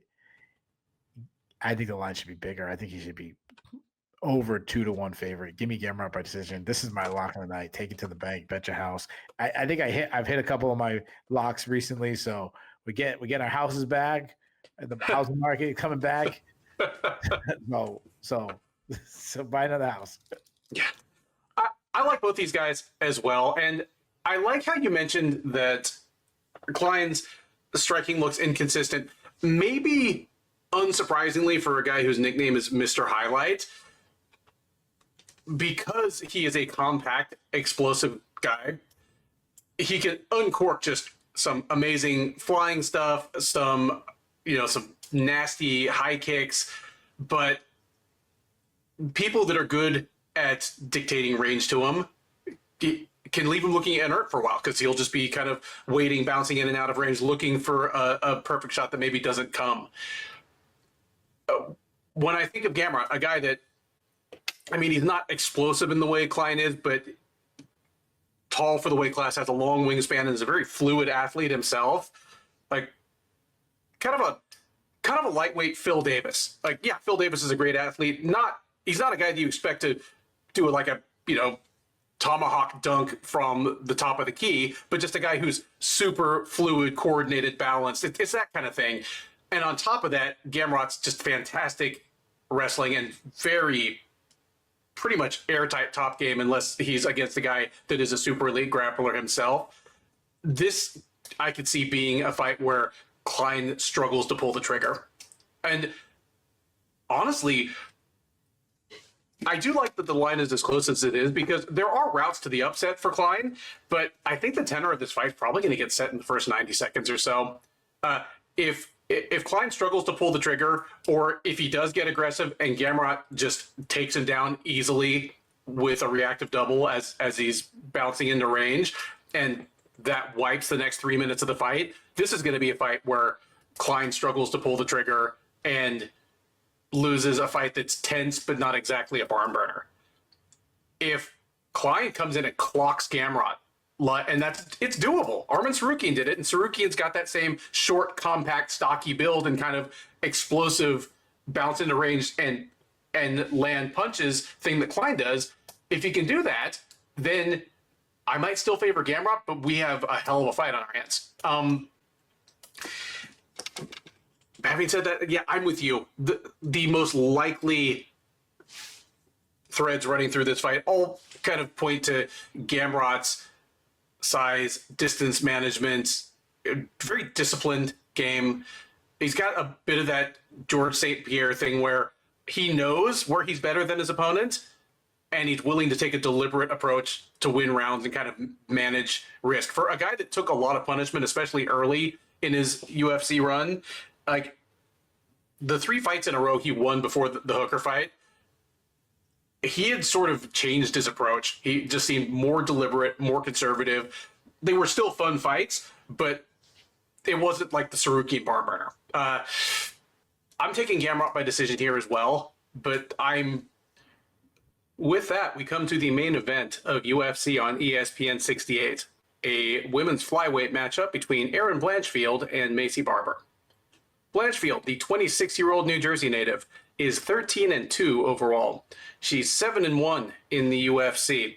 She is coming in off a win. She took a unanimous decision over Rose Namajunas in the 5-round co-main event of UFC Moreno versus Albazi last November. That allowed her to bounce back from her first UFC defeat against Manon Fior last March. She'll look to make it 2 in a row against Barber. 27-year-old, currently fighting out of Northern California, is 14-2 overall. She's 9-2 in the UFC. She's on a 6-fight win streak. Since her unanimous decision loss to Alexa Grasso at UFC 258 a little over 4 years ago, she's rattled off 6 straight wins, culminating in a unanimous decision over perennial contender Ketlen Sermonara at UFC 299 last March. She'll look to make it 7 in a row. The winner of this fight has a decent case to be next up for a flyweight title shot against Valentina Shevchenko. Blanchfield is a comfortable favorite. She is minus 250, Barber plus 200. I have written off, well, not written off, but was slow to come around on Macy Barber. Kind of like, I don't know, Brendan Allan. A loss or two early on as a young prospect. What? I just laughing at your Brendan Allan. It's the one I always come back to. I don't know why. I know, that's why I was laughing. Yeah. But you look back at those 2 losses. Her first professional loss against Roxanne Modafferi, one of the biggest upsets in UFC history, at least, just in terms of the sheer numbers. But you look at it, she blew her ACL.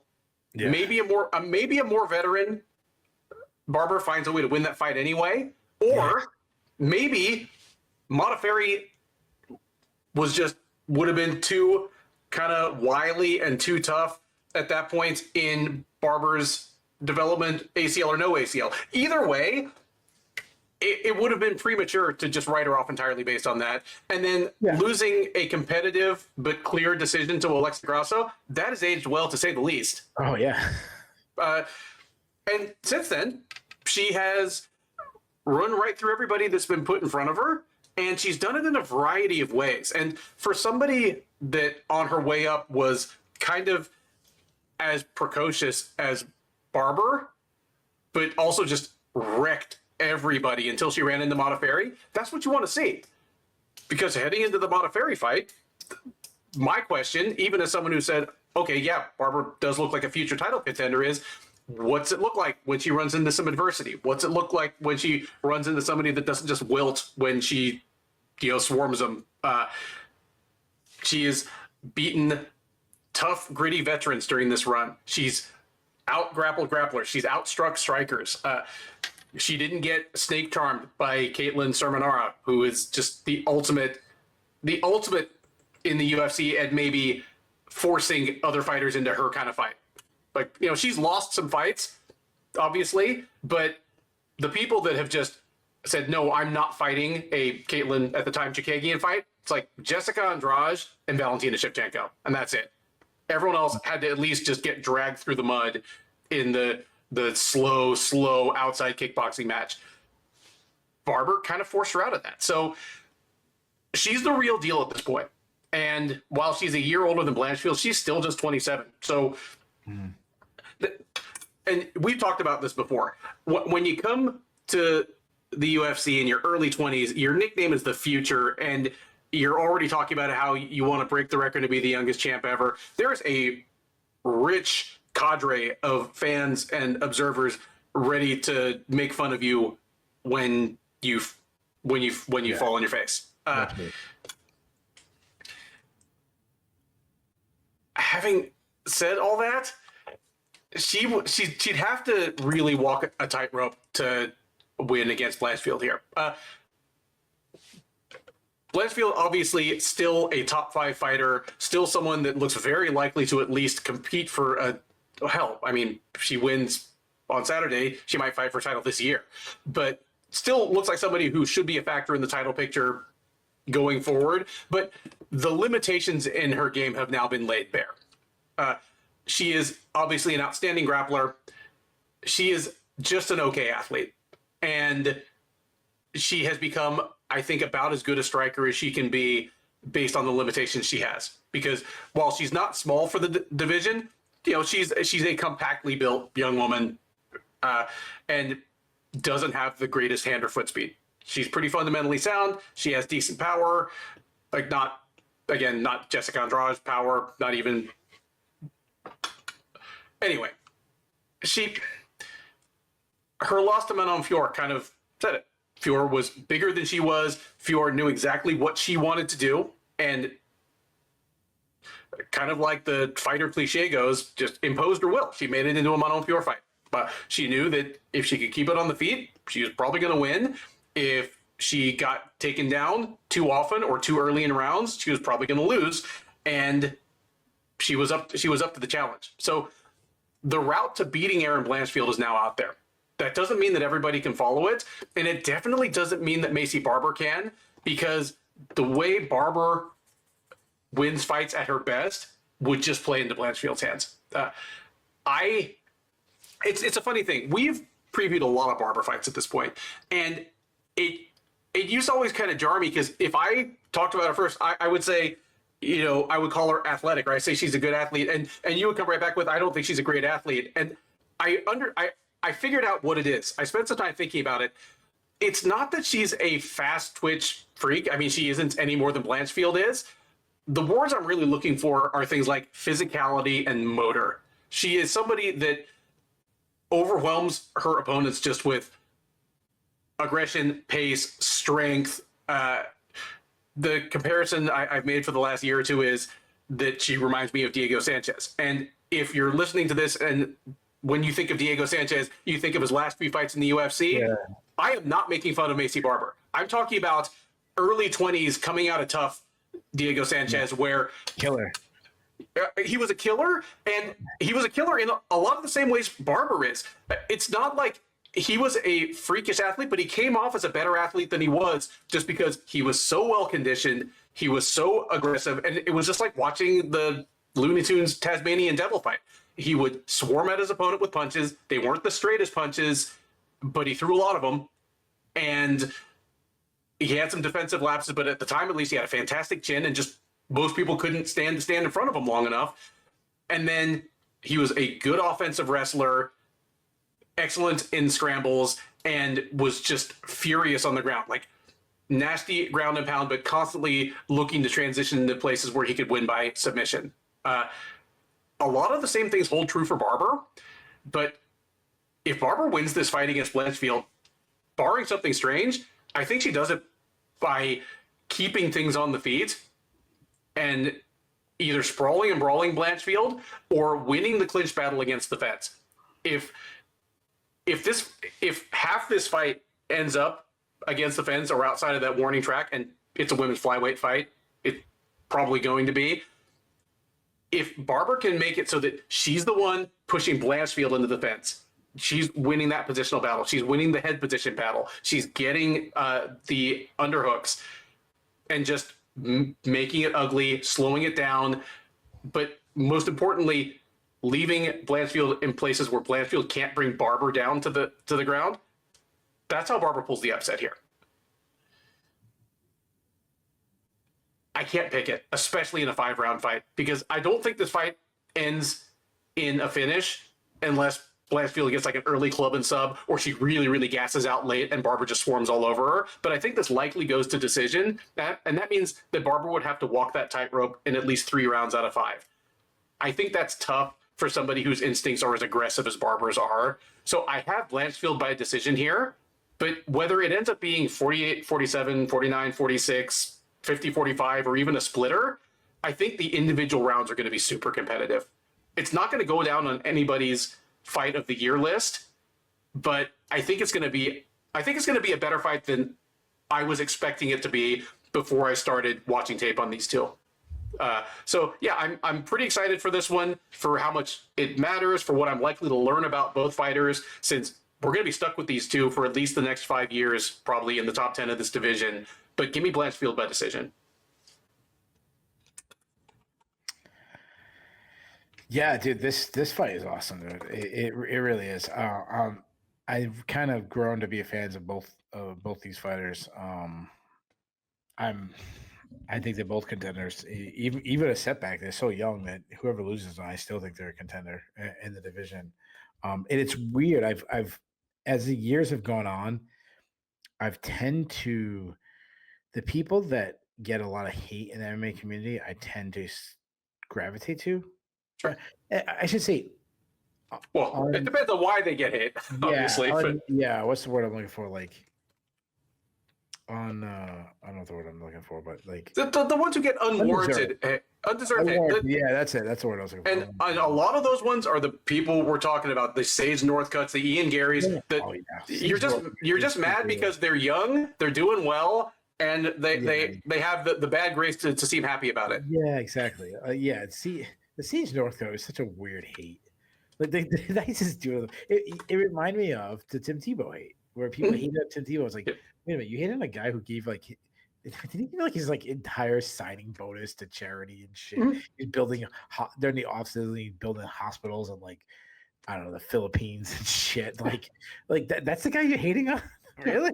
But because I don't know, because he likes Jesus. Okay, so I'll start with Blanchfield. I mean, I think you said it best. For a true title contender, because I think it is surprising how bad of an athlete she is. She's not a great athlete. I've been torn on her in the past. I mean, her striking, her hands looked fast against Jessica Andrade, but at this point, I think this is more about Andrade than it did about Blanchfield's striking, because it looked much slower against Manon Ferreira and Natalia Santos. But she's only 26. I mean, she isn't a finished product yet. What I do like is she's a gamer. She has she's a high volume striker. She tends to overwhelm people with her counter, like her pressure counter game. She slips and rips with her counter striking. She's fearless. She walks down her foe, and she's mentally strong even when things go bad. Like look how she overcame losing early rounds to Rose Namajunas. She's a bit of a dog, not the hardest hitter because she throws a lot of arm punches. Again, she's still only 26, so that could change. Big kicking game, but she doesn't really check leg kicks. I always go back. I mean, it was a really long time ago where she like high kicked Victoria Leonardo was awesome. She's an awesome grappler. She will wrestle a lot. She isn't a great offensive wrestler. Like she's not your traditional, but she did get a bunch of takedowns against Miranda Maverick, a loss that I think is aged fairly. I mean, a win for her, but that I think aged pretty well against Miranda Maverick. The issue is she doesn't really set up her entries. She kind of just dives in, but she will grab a single, run the pipe. If she gets the fight to the ground, she's a problem. She's elite on the ground, smothering top game, mean ground and pound. I said it before. She has like that, like she's super like you hear her interview. She's super like sweet but she's like that. She looks like the girl next door, but she's mean. Yeah, but that's what it is. She's like the horror movie, the girl next door. Like she's like girl next door, like all sweet, and then you find out like it's not the Amanda Hebus like cute animal sanctuary. Like we're finding out the animals are getting skinned in that shed. Yeah, like she's cute and she's like sweet, but like something's wrong with her, and you're like, oh, that girl's like a little too neat, and then all of a sudden she's the murderer in the movie, like the guys like the windows all closed behind her, and she's standing there like, hi Johnny, you said you're gonna be home at 8. It's 8:05, and she's just this like angry girlfriend that you cheated on. Yeah. I mean, look what she did to Monica. The nasty beating she put on her with crucifix. She's a BJJ black belt. I mean, EBI world champion, submission specialist. She shoved Big Cam with this amazing Kimura. I mean, she choked out Jessica Andrade. So Barbara's only 27, and she's really just getting into her prime years now. And she's similar to Blanchfield, but she also isn't the best athlete. She's not this elite athlete. She's a bit of a plotter, but she is tough as nails. She's extremely tough. She fights out of both stances, high output striking on the feet. She's really improved her technical skills on the feet. She does need to change up her rhythm. Sometimes she will tackle the same rhythm, so that's a little bit of an issue. But I like her pressure. She beats people with her pressure. She's best when she battles in the pocket, and that goes back to her just being gritty. I mean, she's a brawler, similar to Blanchfield. She's got the mean streak too in her. She hits hard. She's got a big kicking game. I love her front kick. She loves question mark kicks. She likes high kicks from both sides. She eats a lot of shot, and some of that's because she drops her hand and isn't a good enough athlete to avoid shots. She also pulls her head straight back. But she also prefers just being the bully and marching forward and eating shots and willing to eat one to land one. She's very physically strong. I mean, she goes to the clinch and she does really well in there. She just outmuscles females in close quarters. I mean, she did it against Miranda Maverick late in the fight, which is impressive. When you just look at Maverick, Maverick is a tank. Yeah, she's just gushing the muscles. She's a great clinch fighter. Her offensive wrestling has greatly improved. She's still a weak defensive wrestler. She also overthrow, which kind of gives her opponents chances to duck under something and take her down. She couldn't get off the bottom against Andrea Lee. That was a long time ago. Same with Jessica Andrade. That was a long time ago. But she's got mean ground and pound if she's on top. And she's got good cardio. I mean, we saw her come from behind, win against Miranda Maverick. And you brought it up a long time ago, but that Roxanne Modafferi fight, yeah, that's, all the things you said, like, but also just showed insane toughness. Like she had an out. She could have right away grabbed her knee, got that like, oh yeah, you lost, but like it was because of an injury and everyone gives you a pass. She didn't do that. She toughed it out and got her ass beat because of it. So I love this fight because you have two of the top women in the world. they're both kind of battling to be the young one in the division. I mean, I know there's other ones in the division, but I mean, at least one of the young ones in the division that really kind of is at the point where we're ready for a change. Nothing against Shevchenko. I just mean like it's been a long time. Yeah. I know people get at me, but we told him Cross was champion. I mean, like she was, but it was still Shevchenko and right there. And so I love that fight for this, but I also hate that fight because I'm a fan of both, and I really don't want to see either one lose. Luckily, I think they're still both young enough they can handle a loss. I think they're pretty even on the feet. I think they both have good volume. I think Barbara's more technical and she hits harder. So I say I would give Barbara the edge there, but on the ground, Barbara has come a really long way, but she still isn't Blanchfield on the ground. I think that's where you see the difference in this fight. I think Blanchfield gets the fight to the ground. I think she lands hard shots on top. I think she wears Barbara out with that, smothering, keeping her on her back, frustrating her for long periods of time. I think Barbara, works back to her feet sometimes, but gets more frustrated. I think Barbara finally makes a mistake on the ground, and Blanchfield makes her pay for it. I think Blanchfield subs her. I say Blanchfield. And Barbara's so freaking tough. She probably gets choked and just goes out. Yeah, because I'm a Barbara fan. I really am. And I think she's won over the fans, and I think that happens a lot. Like I think certain people get hate when they get that first loss, the second loss, and then people get over it. I remember people hated Chase Hooper because he was getting a contract when he was young. People hated Rahul Rosas, but now they kind of I think he's kind of won over the crowd a little bit. Certain people will never do. I kind of don't think Bo will. But give me Blanchfield by third round submission. And that is it. The Sherdog Radio Network preview for UFC on ESPN 68, Blanchfield versus Barber, also known as UFC Vegas 107.